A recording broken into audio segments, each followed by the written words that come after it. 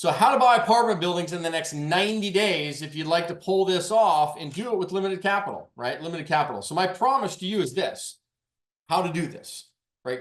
Literally how to do this. Not like pie in the sky, give you some vague ideas. I'm going to literally break it down and show you tonight. So how to buy a 10 to 30 unit apartment deal in the next 90 days with $20,000 out of pocket. Would that be worth it to you if I can show you that? So in full disclaimer, just so you know, you are not going to become a millionaire automatically by having one apartment building. But it could happen. It's possible. But what it is going to do is really set the stage for you. Because I hear it a lot, and this is kind of the typical question I get, and there's a Q&A that I'll talk about here.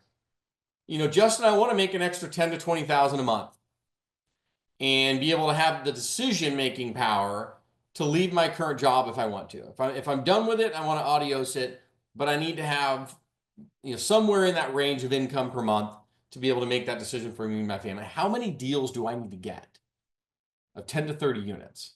And the answer is 3 to 4. The answer is 3 to 4. Okay, but let's start with your first. You got to get your first one, right? You got to get over that hurdle, jump off the cliff and make it happen, because from there, your confidence is going to grow through the roof, right? And that's just what happens. And I'm going to lead into that in just a minute, kind of my experience when I did my first kind of multifamily deal and the feelings I had. But I did know I wanted to be a millionaire. And I kind of backdoored calculated it for myself. I don't know if you've done this, but $1 million is $2,379 a day. And if you can make that averaged out every day, you make $1 million liquid, right? So currently I own just over 1,000 units and about $185 million worth of apartments, okay, in about 5 different states. My goal is to get to $1 billion in 10,000 units. I started with one condo, $100,000, 2010. I was getting my butt handed to me in the financial crisis of 2008, and we'll get into that. I didn't really have a lot of money, but I knew we had to buy property. And I, at that time, had the skill sets to find deals, analyze them, put them together, structure them, finance capital, close and manage, right? Important skill sets. These are all the skill sets that you can learn, and then you become extremely valuable to people with money. Here's a great quote, and you need to understand this. And then I want you to think about your current situation financially. Your income is directly related to the problems that you solve. Okay, your income is directly equal to, it's directly related to the problems that you solve for society. So if you solve $1,000 problems, that's why you're making thousands of dollars. If you solve $100,000 problems, that's why you're making hundreds of thousands. And if you solve $1 million problems, this is why you get to make millions. Doing multifamily, understanding the skill sets to be able to execute what I'm about to show you tonight, that's $1 million problems. Because for investors and for people, including yourself, you're solving big money problems for people, period. And whether they're going to invest $25,000 with you or 50 or 100 or more, you're solving $1 million problems. That's why you make millions of dollars. So understand that. It's very, very important that if you want to go to where you want to go, you have to start solving bigger problems. And that's it. It's that simple. But I started with one condo and I had a skill set to do it. So I went to a business partner and I said, we need to start buying properties, man. Like, I don't have the money right now, but I can find them. I can put them together. I can analyze. I can run the entire company. I can do everything, right? I just need some seed capital. Let's go. And we put the company together 50-50, and that's the way we went. And it started with this condo. Cash flowed it really nice on a percentage basis. Not a lot of money, but percentage, it was great. But that's how we got started in 2010 for this condo. There are 2 ways that you can buy multifamily. Option A, try and do it with all of your own money. We tried that approach, and I'm going to let you know how that worked out. Option B, you do it with some of your money and other people's money, right? Where partnerships and collaboration happen, where everybody wants to go invest in real estate. You're leading the charge. You're running the show as a syndicator, right? Or a general partner or a sponsor. These are all terms you'll hear. And with that in mind, you get to rock and roll and own the party and run it and manage it.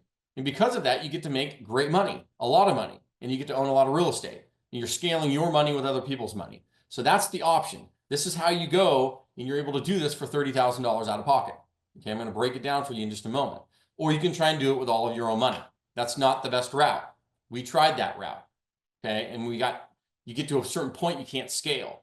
You may get to maybe 10 units, 20 units, maybe, and then you're going to cap out. Okay. So financial crisis.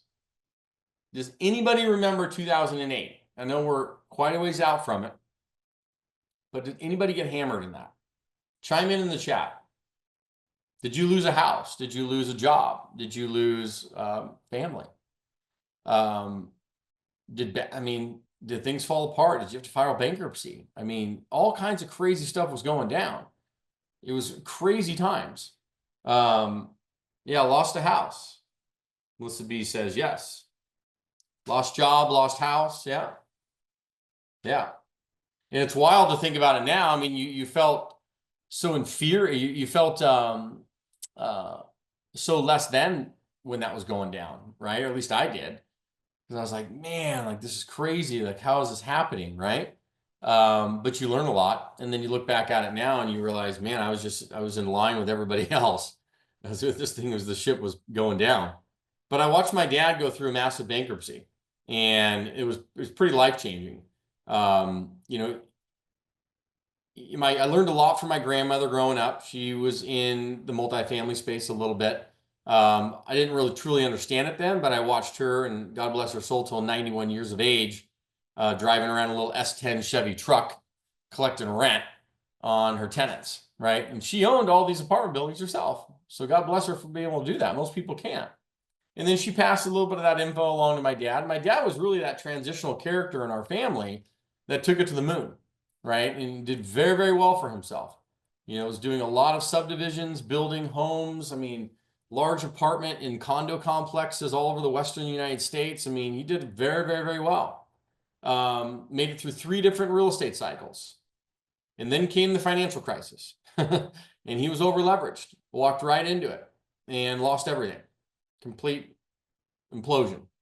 And I watched it happen, and I learned a lot from that. The 2 things I learned, number 1 is cash flow is king.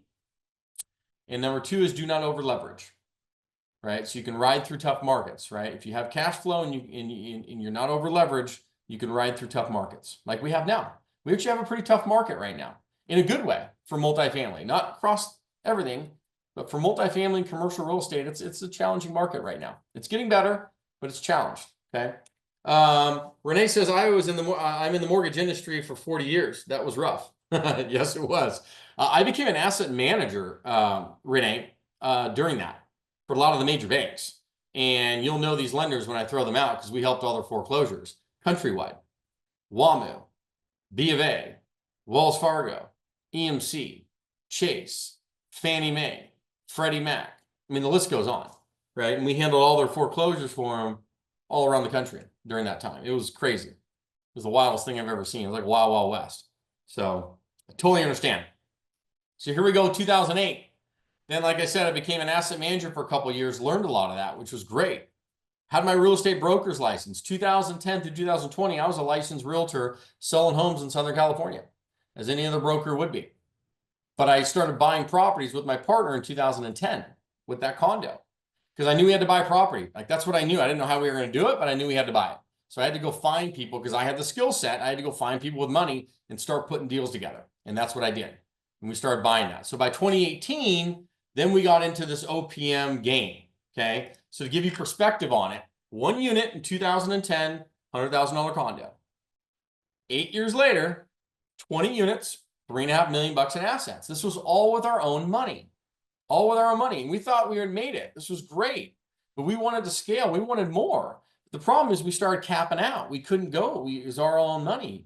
We didn't understand this game of how do you scale and move and how are all these people doing it? So it wasn't until about 2018, I went to a syndication conference out in Boston. And I started to learn this game of like, how do you leverage your money in conjunction with other people's money to go do this?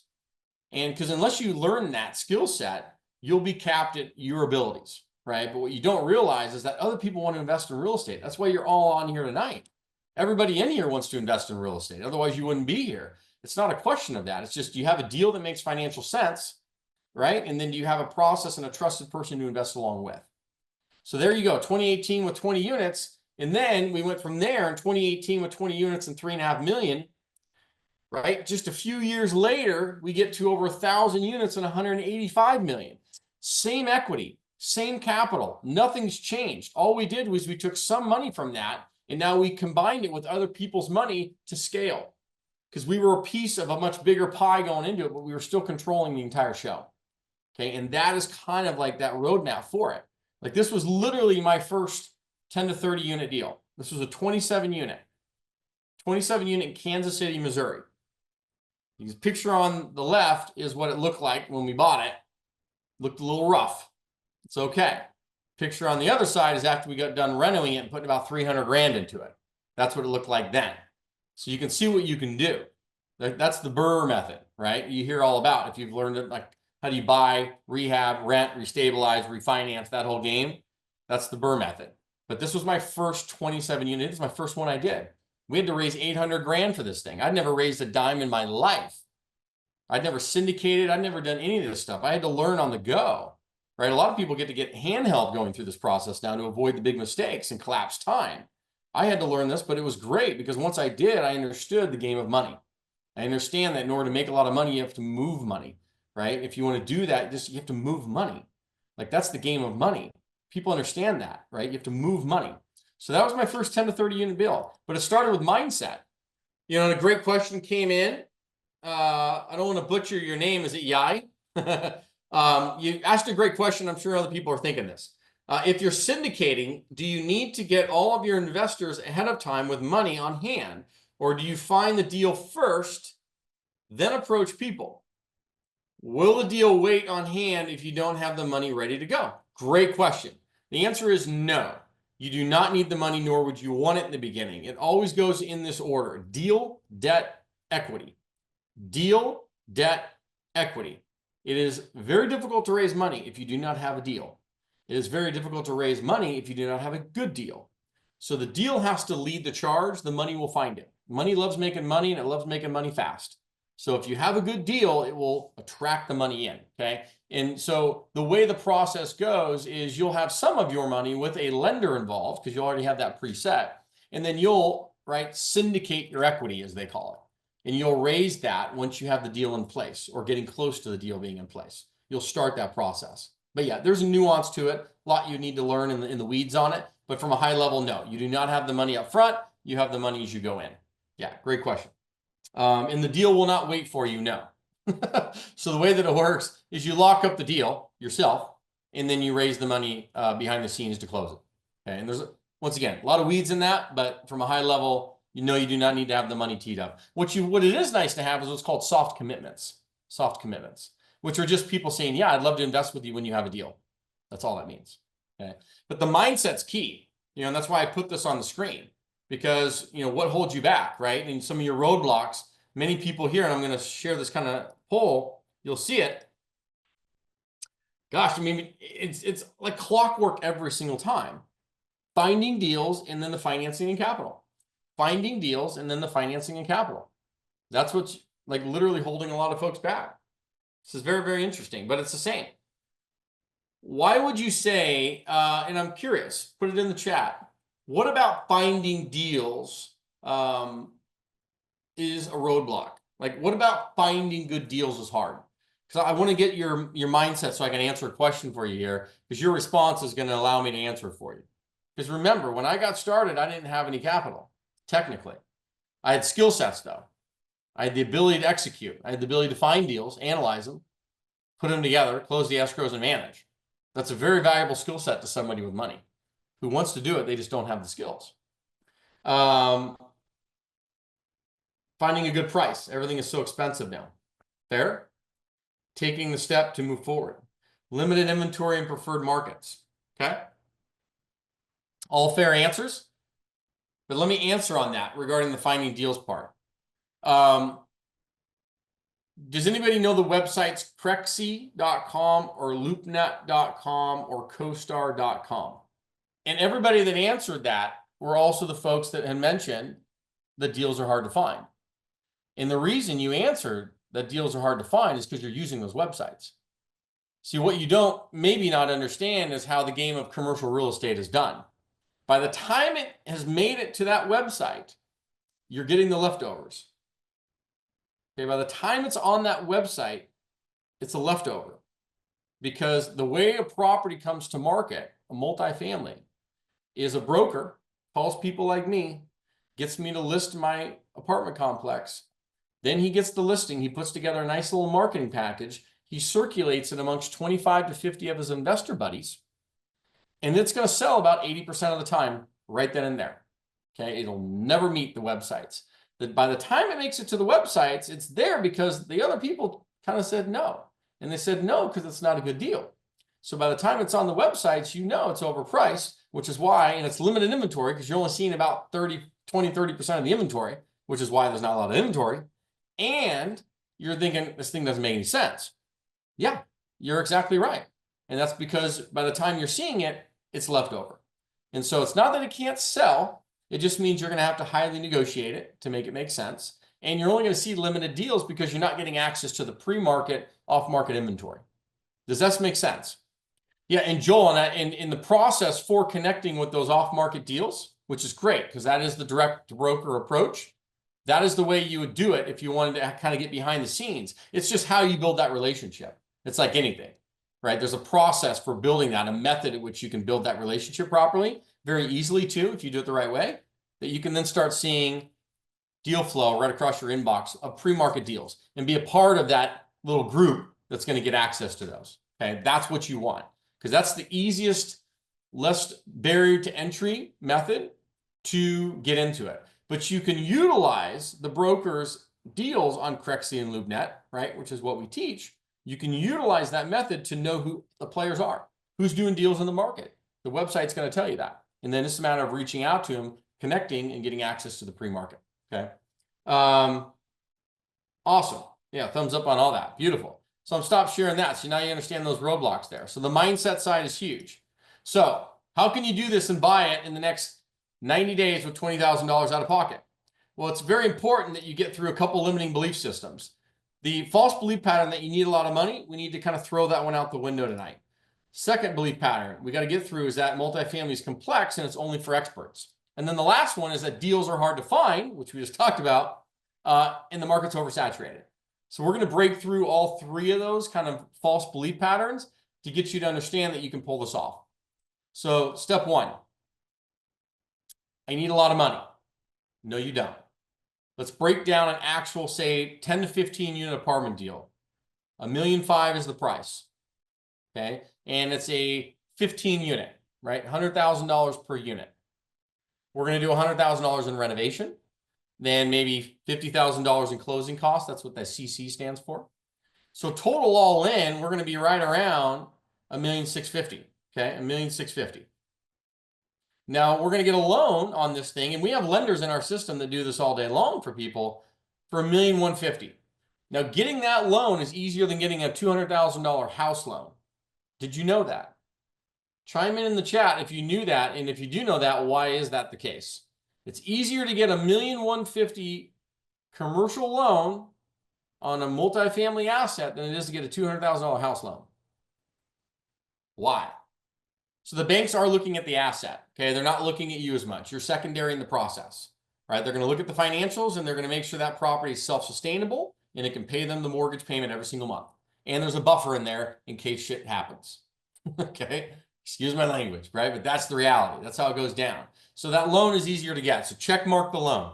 Now we're going to deal with the equity. That's the $500,000. This is where you would say would stop you because you're like, I don't have 500 grand. My response to you would be, I know you don't. And that's okay. Neither did I, and neither would I.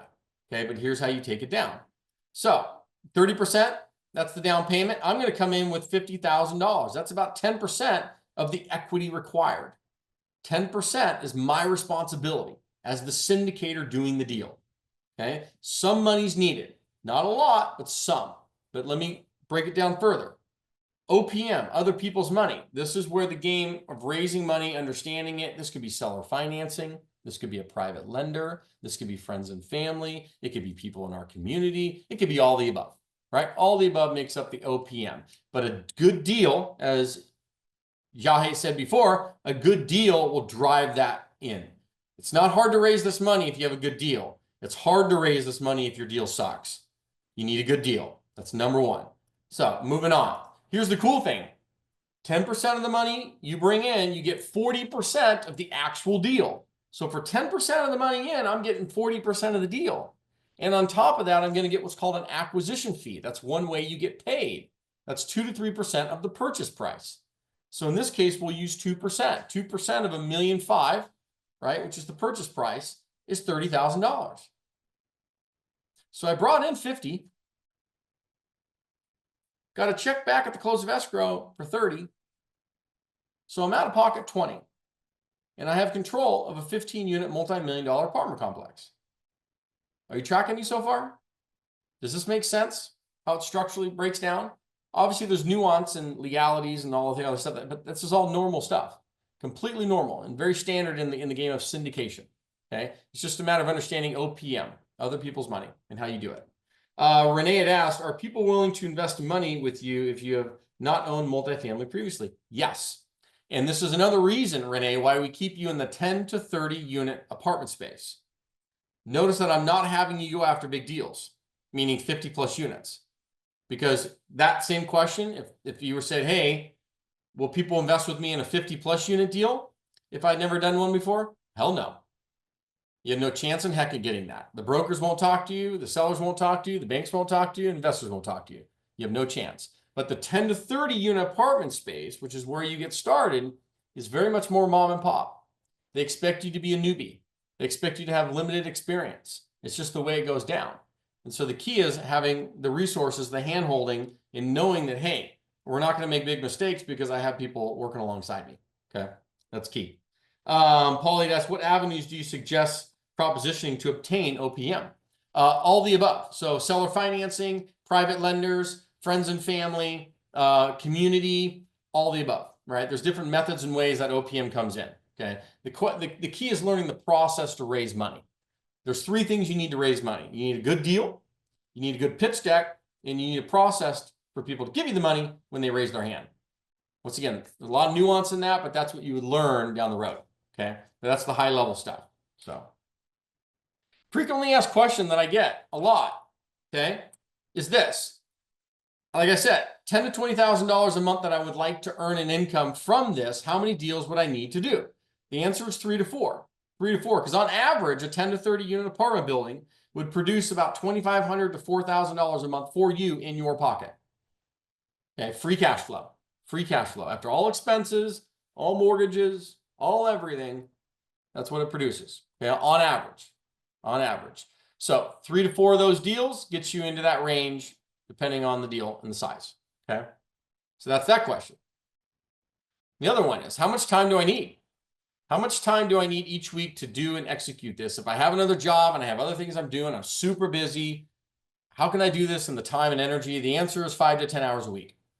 Okay, if you can dedicate 5 to 10 hours a week, typically in the evenings in the beginning to look for properties and analyze them, you can execute this plan.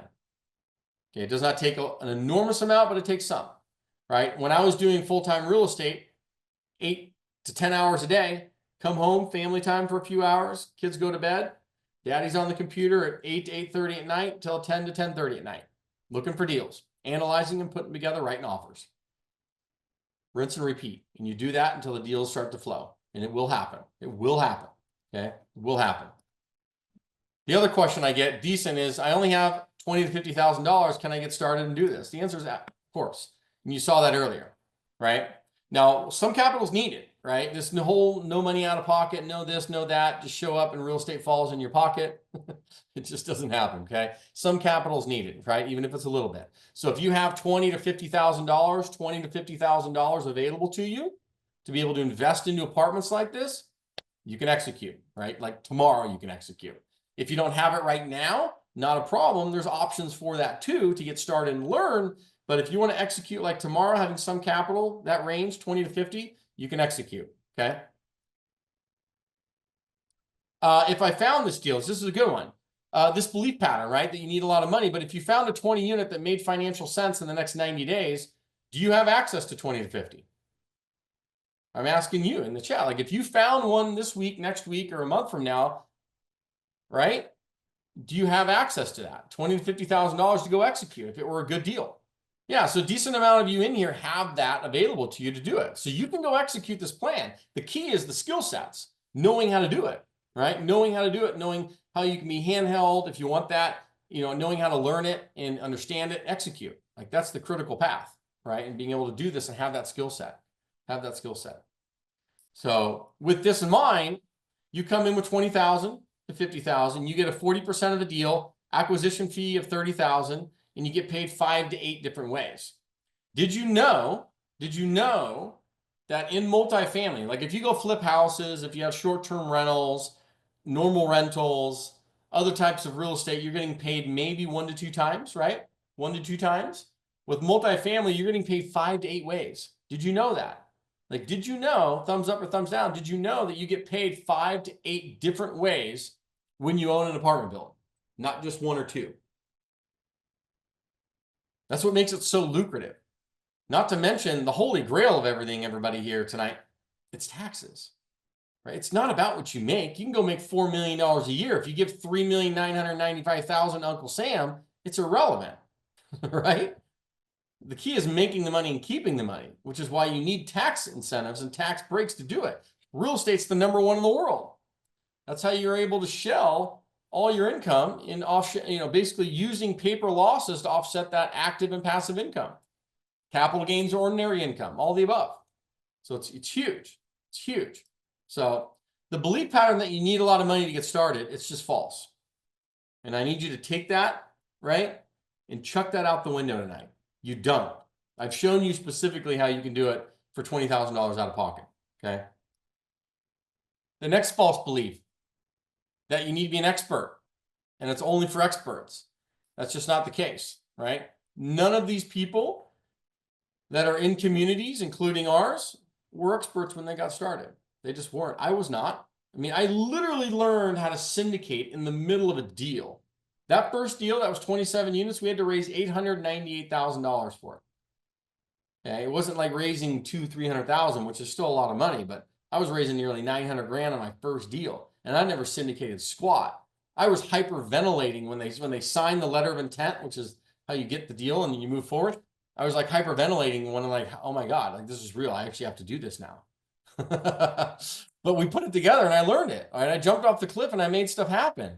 You're not going anywhere in life if you want to play safe. And I'm not saying be reckless, but if you're not willing to jump off a cliff and show up and allow Hal to show up for you, you're going to spin wheels to your death. And then you're going to be on your deathbed at 80, having a conversation with your 40-year-old self saying, I'm sorry. I'm sorry I didn't go for it. I'm sorry I was too chicken shit and I didn't make it happen. You got to ask yourself, how bad do you want it? How bad do you want it? Because you can get it. And everybody on here and I can get it. How bad do you want it? If you kind of want it, you're kind of going to get it. If you really want it, you're going to get it. And we can help make it happen. But you do not need to be an expert. You just don't, okay? Let me give you an example, right? Let's take Akis, right? Akis, she is in the, like English is her second language, right? English is her second language. Watch this. As soon as I listened to the crash course, I got hooked. It was so funny because that one is a small course. Yeah. However, I think I shared with you before that one of the parts that I enjoy the most is that you simplify language for many of us, and English is my second language. So I really enjoy the way that you were teaching and seeing and being able to kind of explain the complex details and nuance in a layman's terms, simple format to where it actually resonates. Is that what I'm gathering? Right, because there is a lot of terminology out there for real estate that seems very intimidating, especially for those who are new to the real estate investment business. And you made it so easy and simplify it in a way that for me resonates. It reminded me a little bit of the Rich Dad Poor Dad book. It's like that. I mean, I will take that compliment. Very good. Yeah, she's incredible. So it's super nice that she's been able to execute even, not even being normal to the industry or market. She's in the medical field. Then you have Steve, general contractor in the upper Midwest. He bought his first deal, Cleveland, Ohio, 39 unit. It was not too complex for a contractor. Super stoked for you. Everybody give Steve a clap. So 39 units, that was the Cleveland deal we were talking about. How many stories is that thing?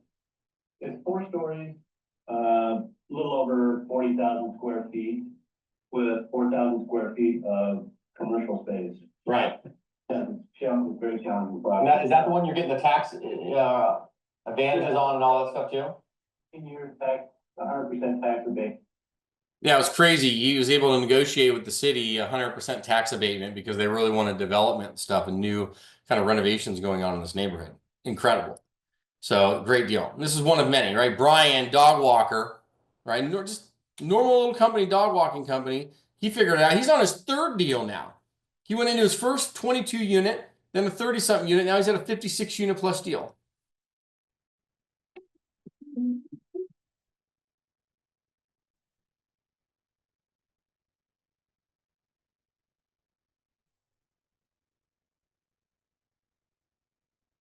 And then he posted it on Instagram, which I love.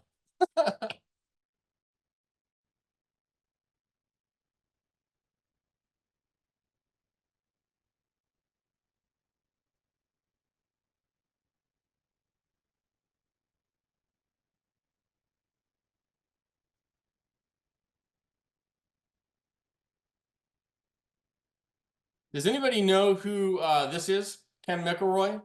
Ken McElroy? Does anybody know who this is? Chime in the chat. If you know who Ken McElroy is. He's not some genius. Bought his first investment property in 1990 while he was a freshman in college. No previous experience. Today, 3 billion, 9,000 units in 5 states. He's regarded as one of the gurus of the industry, right? But, awesome dude, right? But not a genius, not an expert. Started from zero, worked his way through, learned it, jumped off the cliff, let the house show up, took a little bit of risk, calculated risk, was not reckless, but made things happen, right? It's like we all have to do it. I had to do it for myself. Because a lot of times you get stuck in paralysis by analysis because you're thinking of all the things, right, that could go wrong. And that's not to say that that's a bad thing to think of per se, but you got to calculate that. And then you got to get to the edge and you say, you know what? We got to go and let the house show up. It's going to show up because I believe in myself and we're going to go make it happen. And it will happen. Okay. It will happen. That's the coolest part about it. Any of these faces, anybody know any of these people? I'm not special, so disregard me. But does anybody know any of these other people in these photos?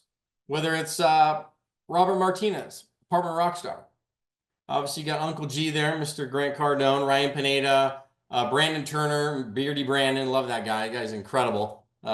He used to one of the founders of BiggerPockets.com, and then obviously is off doing his new and his own stuff now, and then Carlos Reyes, etc. So, but none of these people were experts either, right? None of them were experts either. So the false belief pattern that you need to be an expert and it's too complex, it's not the case. It's just not the case. Because I had to learn it. Right? This was not like something, granted, and I even had a background in it with family, but I didn't understand this stuff. I didn't understand the money game this way and how you could actually scale your money correctly by leveraging other people's money with you who want to invest, right?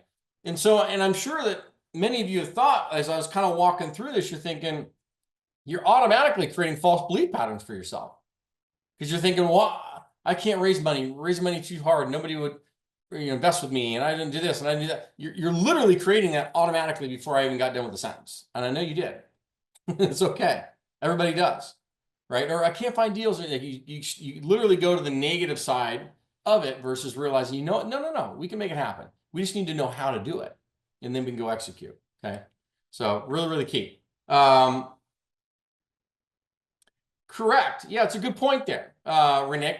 You don't need to be an expert, but definitely enough information to prevent liability. 100%. 100%, which is also why you don't do it alone. You don't do it alone. Right? If you do it alone, mistakes can happen. If you do it together, you can go far. You can go far. So great point. And then you have the false belief pattern that deals are hard to find and the market is oversaturated. Who believes that one? You already shared it with me, right? That deals are hard to find, the market's oversaturated. Well, there's only 2 ways to find deals, okay? 2 ways to find deals. Direct to the broker or direct to the owner. Direct to the broker, or direct to the owner. That is it. There's no other method on planet Earth to find deals. That's it. So, in terms of commercial and multifamily. So, which method do you think is best? I'm curious. Is it number one, direct to broker, or number two, direct to owner? Which one do you think is the best and easiest method to get your first deal? Your first deal. So the answer is number one, direct to broker. Okay, direct to broker. And let me explain why. This is a great method. We have a software for this, right, that does all this for us. But the reason why this is the best method is number one, it's technically free. And number two, it's less time consuming. So for many of you that probably have another job or a career or method of earning money right now, you can't spend 24 hours a day doing this. You can probably spend a couple hours a day, 5 to 10 hours a week. So to be efficient with your time to get your first deal, direct to brokers is going to be their best method. And the way you get direct to brokers using the websites, which you're already on, like Crexy and LoopNet, to get access to the brokers and the brokers inventory. But you're going to see who the players are by using the websites. There's a science to it, a method to it, and a methodology to it, but that's the process from a high level, okay? That is what you do. That is what you do. So the belief that deals are hard to find, the market's oversaturated. If you do it alone, right? If you do it alone, it is. You're right. Go back to that. If you do it alone, yes, deals are hard to find. Deals are hard to find. Now, the direct-to-broker approach, what does this mean? You're going to leverage the broker's on-market listings to get access to their off-market opportunities. You're using their listings to meet them, tour the properties, and build relationships behind the scenes. That's how you're getting the flow across your inbox, okay? That's the direct-to-broker approach. Now, the direct-to-owner approach is software. And whether it's our software, another software, software is going to allow you to get data and information quickly, market to that data of people to get them to respond and say, yes, I'd like to sell. But you have to have some form of methodology and software to do that, okay? Period. Great question came in. Should you work with one broker who will also act as your buying agent or have multiple brokers sending you a deal and just go with the one who sources the good deal? Personally, I would prefer multiple brokers, but I think that would also ruin relationships or make brokers not take me seriously. Great answer I'm going to give you for this. You're thinking residential. So in residential real estate, that game applies. Okay. In commercial, there's not really buyer's agents. Okay. There's not really buyer's agents. I mean, there are, but there's not. And you're certainly not paying them. And quite honestly, you don't really need them, which is why they're not really there. Sometimes they are, but not really. So the answer is no. You go direct to the listing brokers and you have all of them sending you deals. So the name of the game in commercial real estate is always about the listings. And there's not really buyer's agents per se. It's a little bit different, So I hope that answers that question. So you need a software in order to execute that. And we have one, realestateradar.ai. Realestateradar.ai is our software. And that allows you to find off-market and direct to owner deals anywhere in the United States, 160 million different properties. Primarily multifamily, but it will do single family too. Okay. We'll do single family too. So the belief that deals are hard to find, the market's oversaturated. If you do it alone, the deals are hard, right? If you do it together, the deals are easy. Okay. And that's the route you want to do it. It's through community, collaboration, direct to brokers, understanding the process to go execute. Does this make sense? Cool. Because that is the number one method for you. Kind of comparing the single family to the multifamily arena. Here it is. With single family, you're getting paid 1 to 2 ways. You do get some monthly cash flow and you'll get profits at the sale and the refi.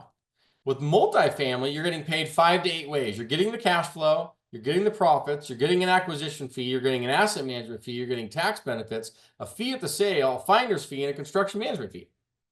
You're getting paid all these different ways. These are all the opportunities out to you. Okay, that's why you do it. Right? There's a lot more you could diversify, economies of scale, benefits in that, right? If somebody moves out of your single family rental, you go from 100% to 0 overnight. One person moves out of a 10-unit apartment building, you're at 90% occupied. You're still paying all the bills. That's why you do it. Okay. So let me give you a little case study real quick. Okay. Let me give you a case study. This is a 31-unit deal that we did in Kansas City, in Missouri, years ago. For $19,000 out of pocket of my own money, I was able to take this down. Let me show you how. And I'm going to show you all the dollars I made. So 31 unit, okay, 31 unit, $1,525,000 was the purchase price. Then we went and we renovated it. We put about 400 grand in renovations into it. Closing costs of about 225,000. We were all in at $2,150,000. Okay, all in $2,150,000. Now we went out and got a loan for $1,500,000. Getting this loan was easier than getting a $200,000 house loan because the property made great financial sense. The deal took took care of itself completely. So it wasn't even us on the hook, really. We were secondary in the process, not primary. That's why that loan was easier to get. The equity side of it, okay? The equity side of it and how we actually did that. So yeah, but it's not $64,000 down. So the question I'd asked, it's the 64 grand in it. That is what is my initial out of pocket, right? My initial out of pocket. But watch what happens here, okay? So because you also get acquisition fees and all this stuff, right? So I got a $45,000 acquisition fee for putting the deal together. So my actual out of pocket was 19K. Came in with 64, close of escrow, got 45 back. So I was out of pocket 19K. Does that make sense, Giancarlo? Or is it Giancarlo? Is that what it is? Hope I pronounced that correctly. Sorry about that. But yes, so $19,000 out of pocket. Now let me show you what I got for this. What I got for this. We're going to break this down. So 24 months later, after we bought this property, okay, the value had gone up because we had renovated the property, right? We put 400 grand plus in renovations. So now the property's worth 3.6 million. We more than doubled the property, which was crazy because that's not normally that high. But in this case, it was. We pulled out a $2.5 million loan. We paid off the old loan of $1.5 million. We got all of our investors their initial money back of 645 grand, and then we pocketed another 355,000 on top of that. And that's all tax-free money because it's debt, right? Did you know that debt was tax-free? Are you aware of that? You renovate the building, Renee, as tenants move out. So as unit turns happen, which is why it takes 24 months, you renovate as tenants move out. Or you offer them what's called cash for keys to move and or move into another unit. So that's an option too, okay? So that's how you do it. But I got an asset management fee of 1%, 40% of the profits and the cash flows I got. Remember, that's the percentage I get on that. So I was making $2,000 a month for 5 years, 120 grand. Plus net profits at the sale was 470,000. So for $19,000 out of pocket, I made $590,000. So 32x on my money and had control of a multi-million-dollar asset. So do you see how this works? Okay. Joel, auctions and REOs. So yes, of course. There's opportunities there. I mean, you're seeing foreclosures in the multifamily space right now because of what happened in 2022, 2023, and even 2024 with interest rates, right? They balanced out now, but it got nasty. And so you still have a lot of people on variable rate debts and they can't service those loans anymore. So stuff is going back to banks. There's definitely an opportunity, which is why I said the multifamily commercial space is challenged right now in certain markets around the country. Certain markets. So yes, REOs, auctions, all the above, right? But you're going to really get access to those, Joel, through the brokers, right? More so through the brokers because they're going to know about them in advance. And I'd say even more so is the property managers that are managing these properties. They know in advance. Trust me, they know when the seller's going to sell well in advance. So they're even more prominent than the brokers in a way. But the brokers are the kind of the gatekeepers in, right? Gatekeepers in. So keep that in mind. All right, let's keep moving on here. So I promised you this, how to buy a 10 to 30 unit apartment deal in the next 90 days with $20,000 out of pocket. I think we accomplished that. Renee, you have the life of the deal. So the typical deal is about 3 to 5 years. 3 to 5 years on your deal, on your timeline. So you pay back your investors and everybody involved the same way you'd pay yourself back. You know, when available during the deal, right? When available during the deal. So yes, that's how you would actually do it. I showed you how you could do that. Also, the belief pattern that you need a bunch of money, we chucked that one out the window.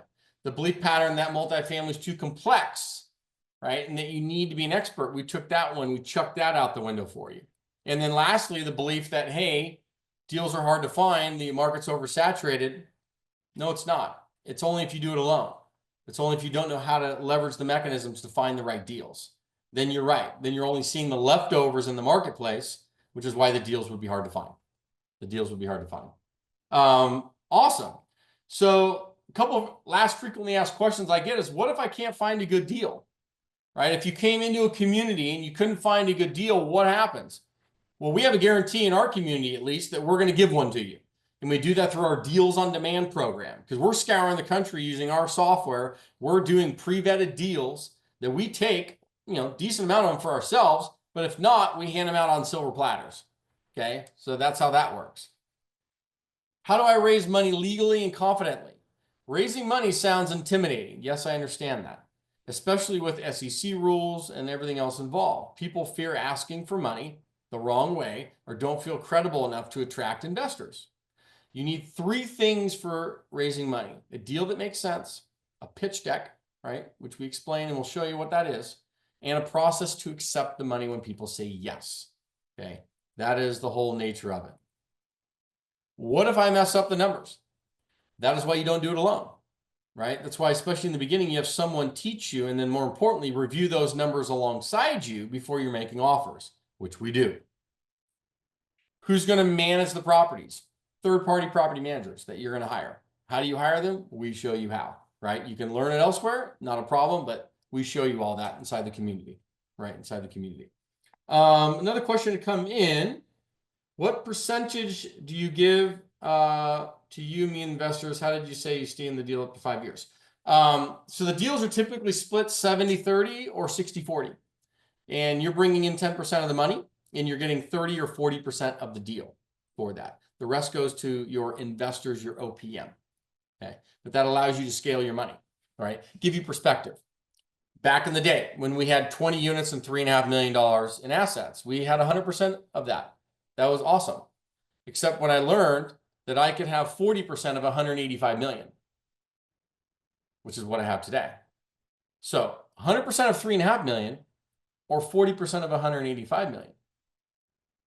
Do the math, right? That's why you do this, right? That's why you do this.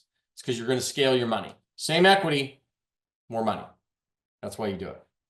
Correct. Yeah, Kevin answered that perfectly for you. The type of return that would make a good deal for you and your investors would give an annualized return of 14 to 20% or more on your money every year. That's a good deal. Okay. If it gives those types of returns or more every year, that's a good deal. And we have deal analyzers and everything that do all that stuff for you. You just plug in the numbers and it pops it out for you. Okay. So you don't have to worry about that end of it. It does all the math for you. You just have to plug numbers. With the mentorship, you're actually getting hand-holding and you're getting me, right? And direct access to me to hand-hold you through deals alongside you. The university is just, it's great. It's community. You get courses, you get all the lessons, obviously low barrier to entry in terms of cost, right? So you get all of that, right?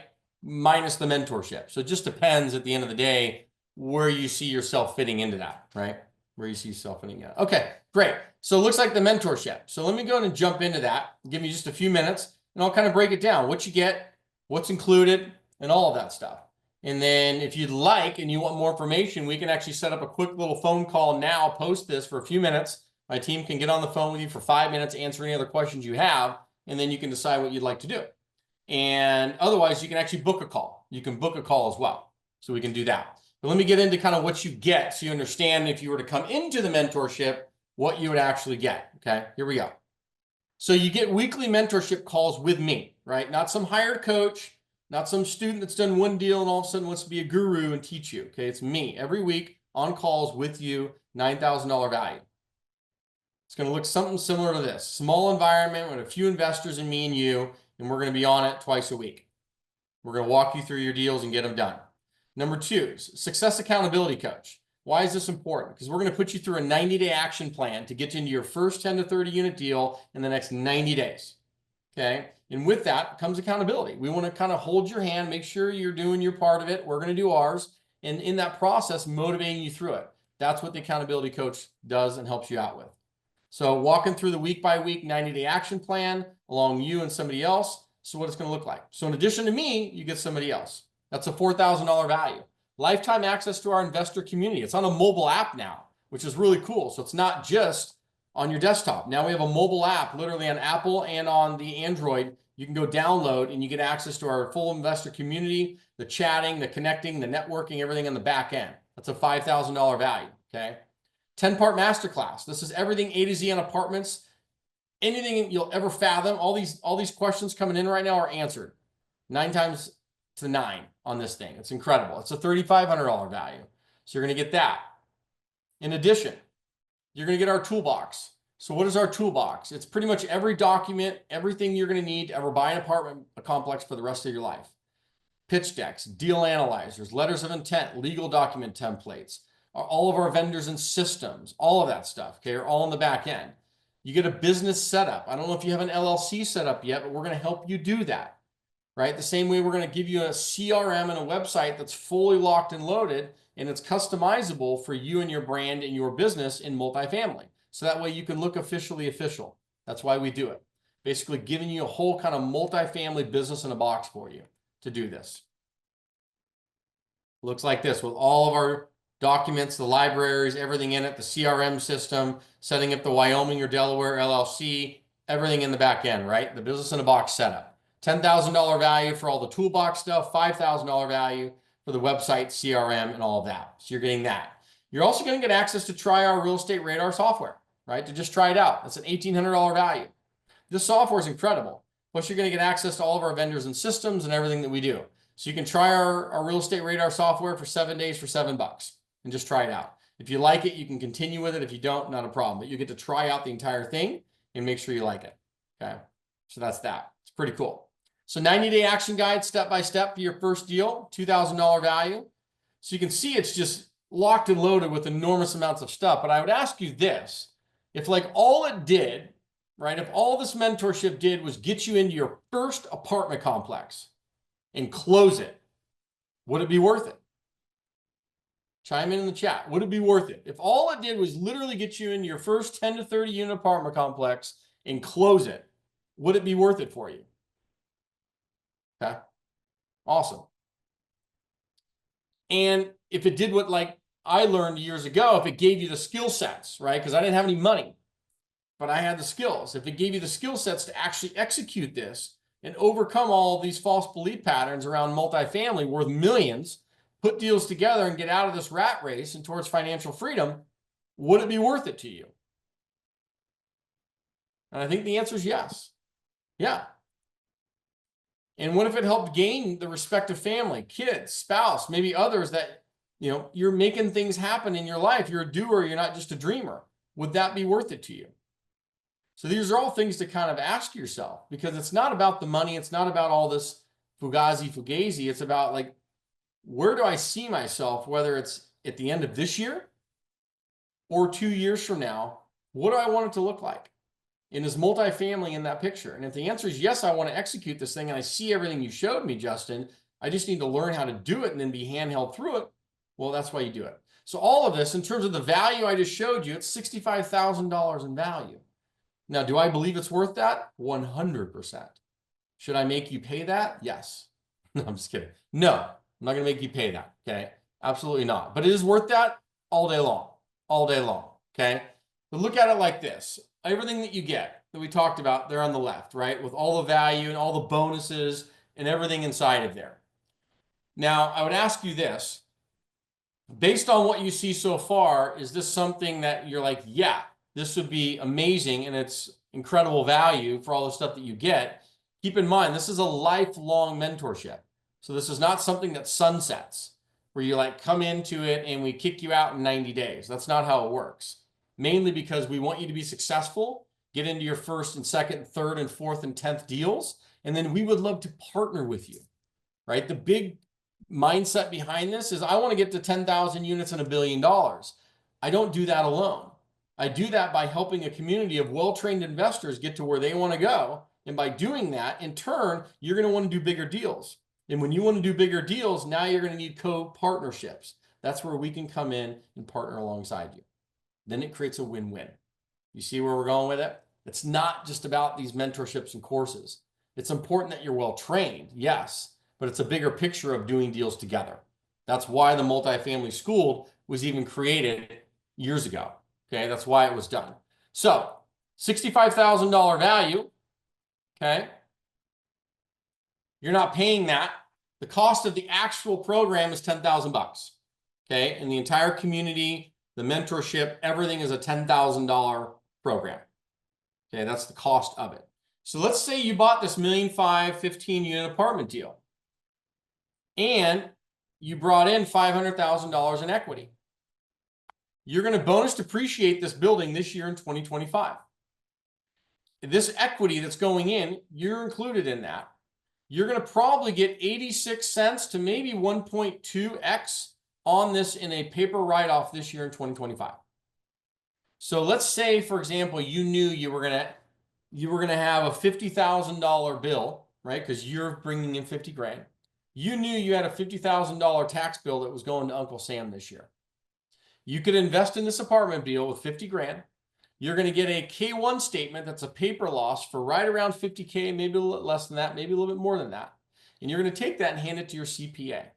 And then depending on how you're situated with your CPA, you'll get capital gains write-offs and ordinary income and or just capital gains. Either way, you can wipe out all of your income if you do it correctly. So then you thought you were going to pay Uncle Sam 50K. Instead, you're putting it into a multi-million-dollar apartment building. And that's through bonus depreciation. Jerry, most of the states are getting done in a red state or a purple state. I mean, that's not a political thing. It's just because landlord-tenant laws and business environment are a little bit better. That's why. Renick, it's both, because we have live events that we're throwing now. But yes, you will be doing a lot of the Zoom calls and stuff with us. Now, I mean, if you wanted to do a one-on-one with me for a year, then I'm going to fly out to your market and we're going to actually do it together. It's a bit more expensive, but I only take 5 of those on a year. And I don't even advertise that. Okay.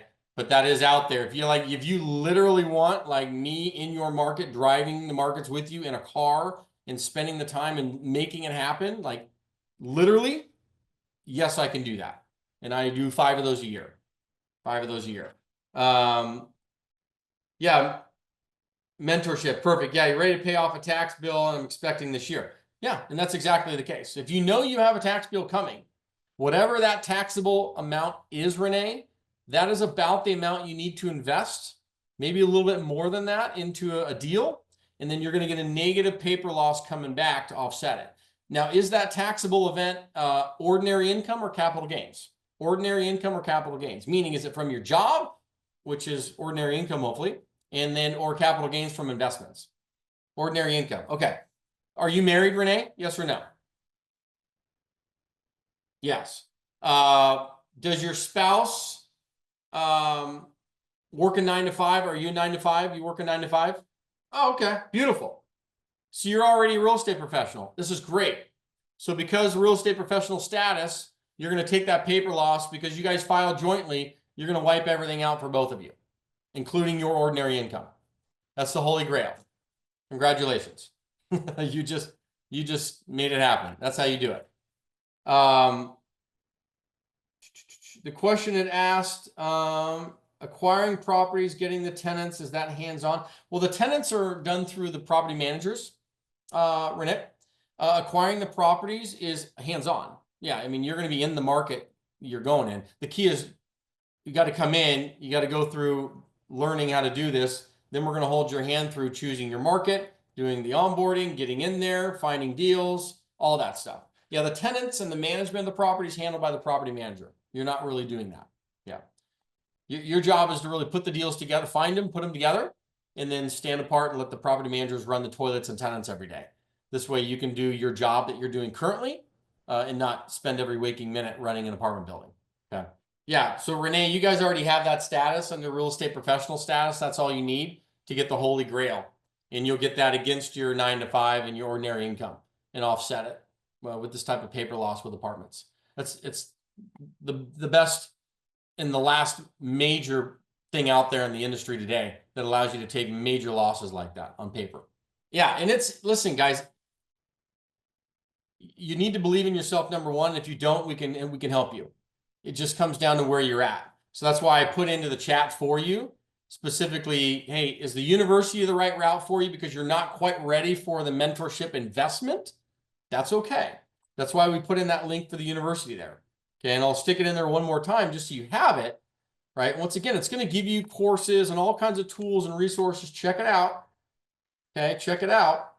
But if you're ready to like fully invest and get into your deal in the next 90 days through full-on handholding and a mentorship role, let's go. And we can make that happen, right? We can make that happen. So what happens if your property doesn't appreciate enough to pay off the OPM? When you say you're talking about refinance, refinance them out or sell the property and pay them off on the refi, then you wouldn't pay them off. You'd keep them in the deal. Yeah. Once again, everybody gets cash flow too. You get cash flow profits. If you can't refi them out, they stay in the deal. It's totally normal. Most times they don't get refied out. Yeah, I'd say more than half the time your investors are in the deal with you for the entire deal, which is usually 3 to 5 years. At some point, it will appreciate enough to refi them out, but it just depends on your business plan. On average, 3 to 5 years is a typical hold. If you want to do longer term holds, not a problem. You can do the refinance game and get them out, and then you have 100% ownership and control, right? So you can do both. But usually typically every 3 to 7 years it'll happen, just depending on the markets and the rates and stuff. So awesome, everybody. Well, this is great. I really appreciate you spending a little bit of time with us tonight going over this stuff. I hope this is super helpful. Give you some options to learn, get into it, whether it's multifamily mentorship or getting into the university. Don't be afraid. Take the links, click in it, check it out, and get in touch with us. We'd love to be a resource for you, and let's make this happen for you this year and get into your first deal. Get into your first deal.